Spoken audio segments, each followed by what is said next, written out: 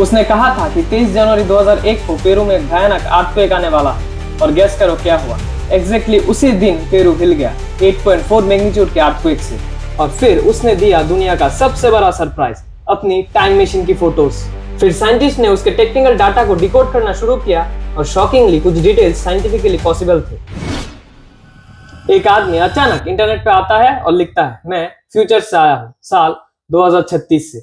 ना कोई प्रूफ, ना कोई फोटो, सिर्फ कुछ फोरम पोस्ट और ऐसे प्रेडिक्शंस जो आज भी दुनिया के लिए एक मिस्ट्री बने हुए हैं।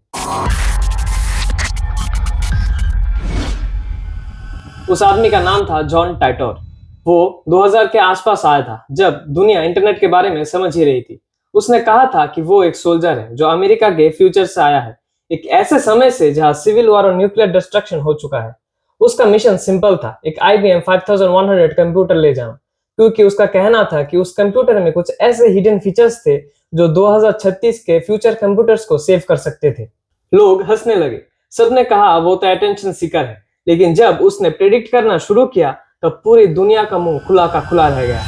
उसने कहा था कि 23 जनवरी 2001 को पेरू में एक भयानक अर्थक्वेक आने वाला है और गेस करो क्या हुआ। एग्जैक्टली उसी दिन पेरू हिल गया 8.4 मैग्नीट्यूड के अर्थक्वेक से। और ये सिर्फ कोइंसिडेंस पे खत्म नहीं हुआ। उसने लिखा था कि स्पेस के अंदर एक खतरनाक एक्सीडेंट होगा, एक स्पेसक्राफ्ट टूटकर गिर जाएगा। और गेस करो क्या हुआ, कुछ ही महीनों बाद स्पेस शटल कोलंबिया क्रैश हो गया। लोग शॉक में थे, बोल रहे थे कौन है ये बंदा, कैसे जानता था ये सब।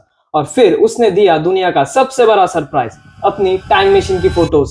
एक छोटी सी मेटेलिक डिवाइस जिसमें लिखा था C204 time displacement unit, build by general electric, year 2034।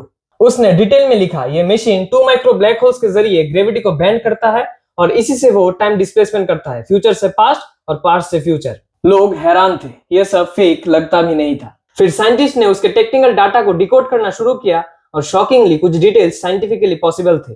2001 के बाद अचानक टाइटन ने लिखा कि मैंने अपना मिशन पूरा कर लिया है, अब मुझे 2036 में लौटना होगा। उसके बाद वो गायब हो गया, ना कोई ट्रेस, ना IP एड्रेस, ना कोई कंफर्मेशन, जैसे वो कभी था ही नहीं।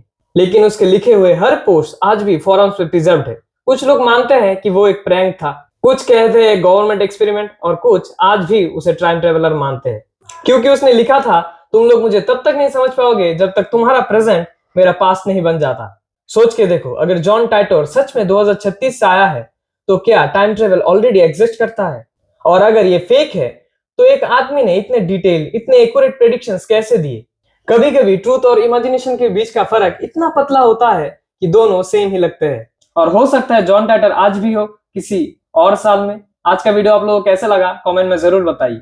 मिलते हैं अगले एपिसोड में, तब तक के लिए खुश रहिए, सेफ रहिए और याद रखिए, ये सिर्फ बात नहीं, ये है वार्तालाप।